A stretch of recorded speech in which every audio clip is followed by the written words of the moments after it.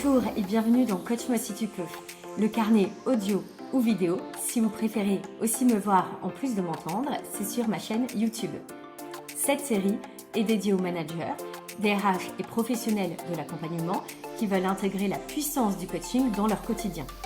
Mais aussi à tous les curieux et passionnés du sujet qui ont envie de découvrir, d'explorer et de se questionner. Je suis Linda Bernard, conceptrice des kits d'auto-coaching Level Up et fondatrice de l'école EcoCoach. Dans chaque épisode, je vous partage ce qui m'anime, des outils concrets, des réflexions inspirantes et des questions puissantes pour vous aider à prendre du recul, vous réaligner ou tout simplement avancer avec plus de clarté. Installez-vous confortablement et c'est parti. Bonjour à vous. Aujourd'hui, j'aimerais vous parler d'un outil très particulier, un outil discret, un outil souvent inconfortable et pourtant un outil extrêmement puissant. Il s'agit du silence. En coaching, le silence fait souvent peur. On a l'impression qu'il faut remplir, qu'il faut parfois meubler ou encore relancer, en tout cas qu'il faut rapidement dire quelque chose.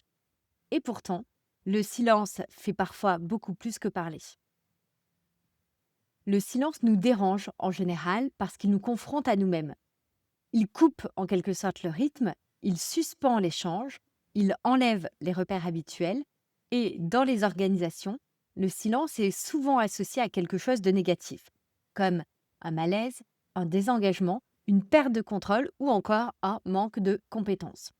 Alors on parle, on explique, on reformule, on justifie, on remplit, mais en remplissant le silence, on empêche parfois l'autre d'aller au bout de sa propre réflexion et donc de formuler ce qui est vraiment important pour lui. Je pense à un manager que j'ai accompagné qui était très à l'aise à l'oral, rapide, structuré, efficace. En entretien, dès qu'un silence s'installait, il relançait immédiatement, il posait une nouvelle question, il proposait une solution ou encore il donnait son avis. Un jour, je lui ai simplement proposé d'essayer autre chose, se taire. Quelques secondes de plus. Au début, je ne vous cache pas que c'était extrêmement inconfortable pour lui et donc pour son interlocuteur en face. Puis quelque chose a changé. Les réponses sont devenues plus longues, plus profondes, plus personnelles et surtout plus engagées.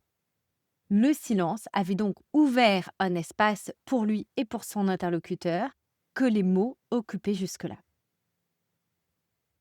Le silence dans la posture d'auto-coaching que je vous propose, ce n'est pas un silence vide, c'est plutôt un espace. Un espace pour penser, mais aussi un espace pour ressentir, un espace pour mettre de l'ordre, un espace pour choisir ses mots. Quand on laisse cet espace, on permet à l'autre d'accéder à sa propre intelligence plutôt que de répondre à la nôtre.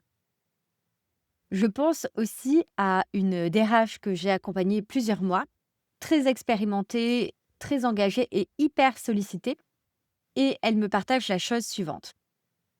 Dès qu'un collaborateur se tait, j'ai envie de relancer par peur qu'il se sente mal à l'aise ou qu'il pense que je ne l'aide pas. En travaillant ensemble, on a réalisé que cet inconfort qu'elle craignait du point de vue du collaborateur était plutôt son propre inconfort et que c'était plutôt lié évidemment à sa propre anxiété relationnelle et pas à un besoin évidemment réel dans la communication. En acceptant de laisser plus de silence, elle a observé quelque chose de très intéressant. Les collaborateurs parlaient davantage de façon plus authentique et du coup, ils pouvaient être capables de plus d'introspection et surtout de plus d'amélioration en tout cas. Je vous partage un dernier exemple sur un accompagnement collectif pour lequel un manager était resté silencieux pendant plusieurs réunions consécutives. Et donc, tout le monde interprétait les éléments comme du désengagement, de l'opposition ou encore du retrait stratégique. En session, on a simplement nommé ce silence. Et donc, le manager en question a pu partager au collectif: je me tais parce que j'ai peur de dire quelque chose qui aggrave une situation que je ne maîtrise déjà pas. Ce jour-là, le silence n'était donc pas un problème, il était plutôt un signal, et donc un signal précieux qui demandait à être accueilli plutôt qu'interprété beaucoup trop vite. Tous les silences, évidemment, ne se ressemblent pas. Il y a le silence de réflexion, celui où la personne cherche, organise, clarifie sa pensée. Il y a aussi le silence émotionnel, celui où quelque chose se touche, se dépose, s'intègre, parfois même sans mots, justement. Il y a le silence de résistance, celui qui signale une hésitation, un besoin de confrontation, une peur ou en tout cas un enjeu non nommé. Et il y a aussi le silence de protection, celui qui permet de ne pas se mettre en danger trop vite, le temps de trouver les bons mots. La posture d'auto-coaching que je vous propose consiste à reconnaître ces silences, à ne pas les confondre et surtout à ne pas les interrompre trop vite. Tenir le silence, c'est donc une posture à part entière que je vous propose dans cet épisode. Cela demande plusieurs choses. Premièrement, de la présence, de la sécurité intérieure et une confiance évidemment dans le processus. Tenir le silence, ce n'est pas abandonner l'autre, ce n'est pas le mettre en difficulté volontairement, ce n'est pas le manipuler non plus, bien sûr. C'est avant tout lui faire confiance, c'est accepter de ne pas maîtriser immédiatement ce qui va émerger et c'est bien sûr rester disponible à ce qui est vivant dans l'instant. Je remarque depuis mes 12 années de coaching plusieurs confusions fréquentes autour du silence.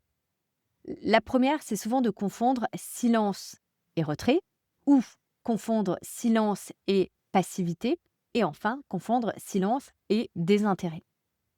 Ou, à l'inverse, utiliser le silence comme stratégie de pouvoir, ce qui n'a évidemment rien à voir dans ce cas avec la posture d'auto-coaching que je vous propose au fur et à mesure de ces épisodes.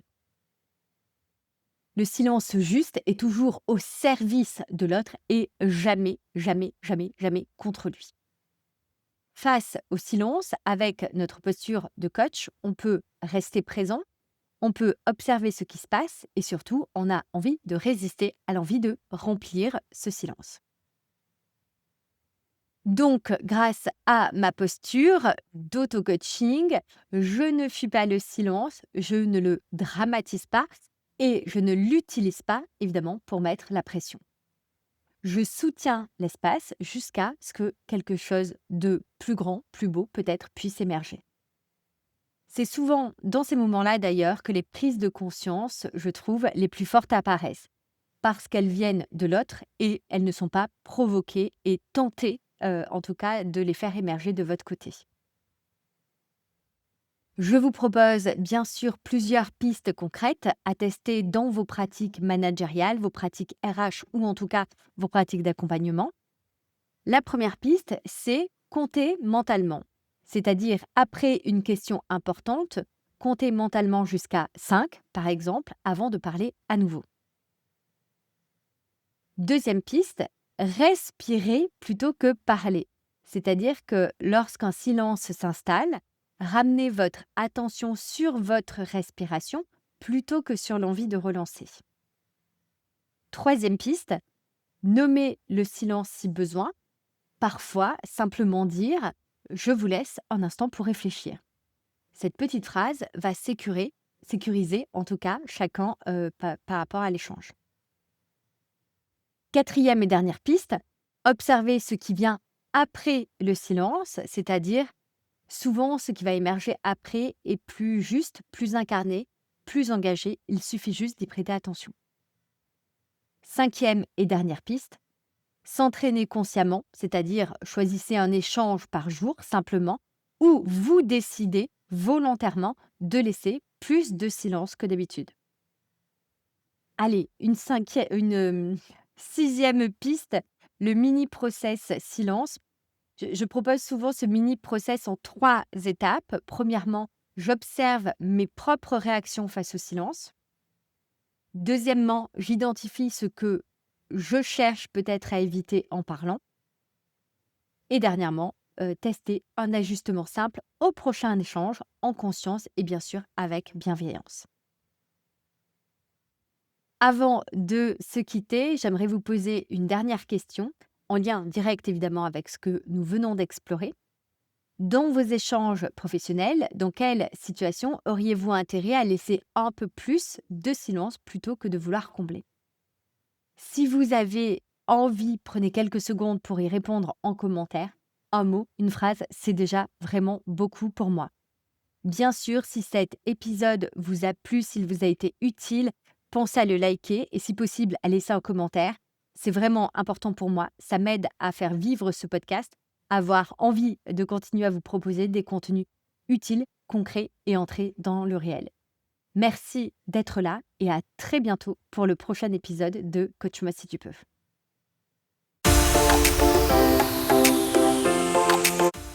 Merci d'avoir écouté Coach-moi si tu peux, ce petit moment à soi pour respirer, réfléchir et avancer autrement. Si cet épisode vous a parlé, alors surtout, faites-le voyager. Partagez-le à un ou une collègue, un ou une amie et surtout, laissez un avis. Ça fait vraiment la différence et ça m'aide à continuer à vous proposer ces beaux carnets. Pour prolonger l'expérience, vous pouvez découvrir les kits d'auto-coaching sur Level Up ou explorer l'école EcoCoach si vous êtes dans l'accompagnement.